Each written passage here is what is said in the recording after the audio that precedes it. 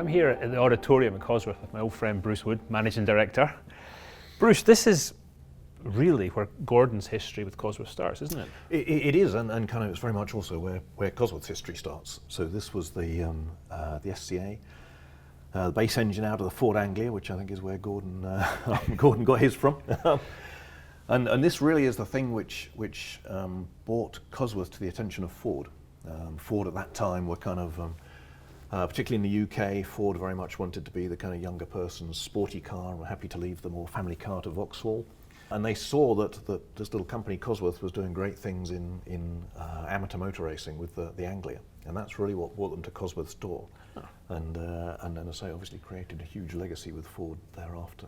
So this, I believe, when Gordon was doing T1, he was reading Ford Cosworth manuals going, okay, how are they getting horsepower out of this thing? He couldn't afford to buy the Cosworth engine, so he copied it. Well, it's a good job that Keith didn't hear about that, because I think he would have had something to say. But Keith probably sold him the manual. And that leads on to the classic, I mean, the DFV. Yeah, I mean, the DFV is very much the thing which sort of changed the course of motor racing, I think. And more than that, it really, if you take a cylinder head from a DFV and you put it alongside any road car in the car park, you can see very clearly a sort of parentage from a DFV 4-valve head to a sort of modern road car 4-valve head. So I think not only did it change motor racing, but it actually was the kind of blueprint for all 4-valve engines to come. And the most successful Formula One engine of all time. Yes, even now, which is extraordinary. It really is. 1967, Jim Clark winning that first race. Winning the first race, and I think and sort of one of those kind of things that often copied, never beaten. And Gordon's first win was with the BT44. With this engine in the back, yeah. So when Gordon phones, you're sitting in your office upstairs, and the phone rings and it's Gordon. He says, "Hey Bruce, we want you to design, develop, and build the engine for T50." Is that is there excitement? Are you nervous about it because of the expectation? How does that work? It's a thrilling moment for Cosworth, and I think, and for me personally, and everybody who's involved with it personally. Like we've said, I've been here a very long time, and lots of people here have been a long time. And it's one of those moments that you know it's going to be a pivotal moment in the company's history. We've done lots of things, but it doesn't get much better than that. So, for sure, there's a slight nervousness. He's quite demanding of. Yeah, and I guess you know he's building a car company around this sort of thing. Yes.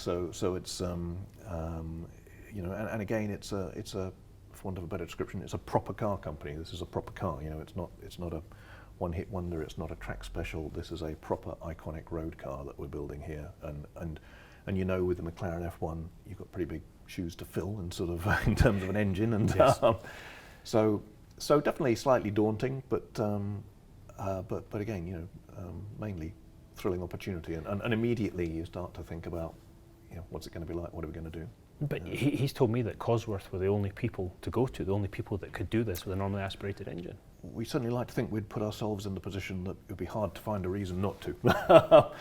And I think if you put together the kind of Cosworth's history and put it alongside Gordon's history, then they are so intertwined and they're so very similar. So I think one of the things that we've managed to take from the motor racing world into the road car world is that motor racing methodology.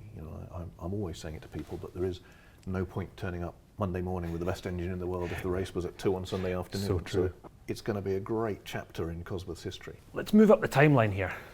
This engine's kind of part of my childhood. I mean, who of my era doesn't remember the Sierra Cosworth? Yeah, I mean, extraordinary time, and that, like you say, the Cosworth became it was one of those bedroom wall posters. You had your 911s, your Lamborghini, and surprisingly your Cosworth Sierra. Yeah, absolutely. I often joke, in fact, this is when my mum knew where I worked. But prior to that, Cosworth had been hugely well known within motor racing circles. Yes. But suddenly this brought it a sort of household name in the UK, and for us that was a real pivotal moment in our history. It was our first road engine, and it kind of cemented that period. Sort of after Formula One had the influx of car manufacturers into Formula One, which changed the landscape somewhat. We needed a new thing to do, and this was it.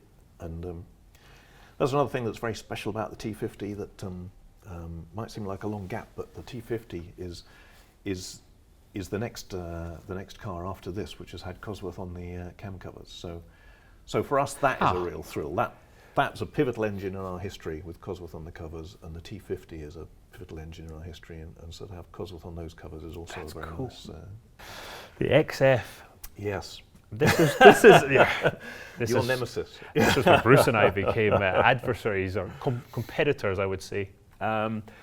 This was the IndyCar engine through 2000? So 2000 to 2004 we raced this engine, and I know you came to kart in '97. '97, yes. Hogan and the Mercedes, and then moved across to Honda Power, and that I think was a fantastic period in motor racing, wasn't it? And you know, brilliant battles that were had you guys on the track, and for us as engine manufacturers. Absolutely. Fabulous battles with Honda and later Toyota. And I will tell you one thing about this engine. It produced a lot of horsepower. I spent some time chasing this down the straight and trying to keep up with it. At its height, we were about 950 horsepower at 16,500 with on valve metal springs. Yeah. That's not for very long, as you know. But no, we only had to do one race back in those days. we had qualifying engines and everything. Qualifying engines that only had to do 2 laps. So moving on here, what are these next ones? Formula One. So engines? another great engine in our history. So this was Michael Schumacher's first championship-winning engine. 94? Yes, 94. So that again, an amazing piece of history. Obviously, Michael's subsequent enormous success with Ferrari, it perhaps understandably overshadowed a little bit the earlier success, but we like to think, we were right there at the beginning of Michael's incredible career. I remember this well. That engine, Yeah, that's phenomenal. Gordon's mentioned to me a lot about Cosworth combustion chambers. He keeps talking about combustion chambers, and sometimes I get what he's saying, but he's adamant that what Cosworth does with combustion chambers is second to none. So I think so combustion chamber, it really became critical at that point. You designed your combustion chamber and then clothed it with an engine, and I think the turbulence that you create in a combustion chamber is key, because for high power you don't want a great deal of turbulence, but for good emissions you need a great deal of turbulence. Let's say there's some trickery within the combustion system on the T.50 engine, because you have those two conflicting requirements. At low speeds where you're within the emissions zone, you need lots of turbulence, and at high speed when you're trying to get your maximum power per litre, you don't. Some cleverness, let's say, in the T.50 engine that tries to square that circle of those two conflicting things. Bruce, I'm seeing this lovely timeline of Cosworth's history, but I'm noticing space on this wall. We need T.50 and T.50S here. Been saving this especially for you, Dario, and we'd be delighted to have a T.50 and a T.50S. That would make the room. Fabulous. Bruce, thank you so much. Great to see what Cosworth are doing in general, and certainly with T.50. Pleasure. Thank you for coming.